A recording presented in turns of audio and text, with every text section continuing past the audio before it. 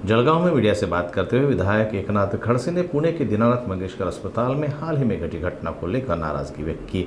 खड़से ने कहा कि यह घटना बहुत ही दुर्भाग्यपूर्ण है, जिसमें इलाज के अभाव में एक गर्भवती महिला की मौत हो गई।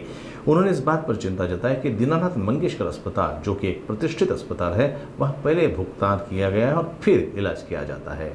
पुण्यातली घटना जी आहे ते अत्यंत दुर्दैवी घटना आहे।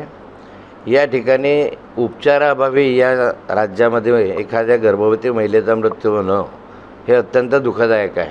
लता मंगेशकर हॉस्पिटल, दीनानाथ मंगेशकर हॉस्पिटलमध्ये अशा स्वरूपाची घटना घडली। एक चांगलं हॉस्पिटल म्हणून ते नावाजलेलं हॉस्पिटल आहे आणि या ठिकाणी 10 लाख भरा तरच उपचार करू अशा स्वरूपाचं जे समोर यायला लागलेलं आहे।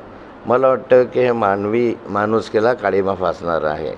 निव्वळ पैसा नाही म्हणून उपचार करायचा नाही, ही योग्य गोष्ट नाही आहे। या संदर्भात आता चौकशी सुरू आहे। चौकशीनंतर याच्यावर कार्यवाही पण होईल। पण एक मृत्यू झाला त्याचं काय, एक जीव नाही, त्याच्याबरोबर एक गर्भवती महिलेचा मृत्यू झाला त्याचं काय। यामध्ये जे दोषी असतील त्यांना सदोष मनुष्यवधाचा गुन्हा दाखल केला पाहिजे आणि त्यांच्याविरुद्ध कारवाई केली पाहिजे। राज्यभरामध्ये अलीकडे जर पाहिलं तर वैद्यकीय व्यवसायामध्ये आपण पाहतो की ऑपरेशनच्या आधी पैसे जमा करा, उपचाराच्या आधी पैसे जमा करा। अगदी महात्मा ज्योतिबा फुले आरोग्य योजना असेल की अन्य योजनांमध्ये जरी लाभ असला तरी आधी पैसे द्या, नंतर रुग्णांना आम्ही परत देऊ, अशा स्वरूपाचा एक सर्रास रुग्णांची लूट करण्याचे प्रकार आता सुरू आहेत।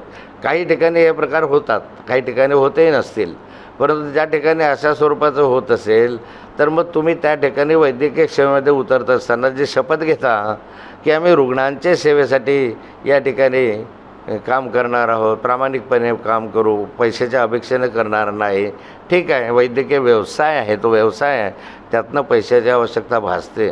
परंतु इतक्या टोकाची भूमिका घेऊ नये की आधी पैसे भर, नंतरच मी काय करतो। काही अंशतः भरतात, काही पूर्णतः भरतात, काहींची परिस्थिती चांगली नसते आणि त्यामुळे फारसा आग्रह न धरता आधी उपचार करा आणि नंतर पैशाचा आग्रह धरा।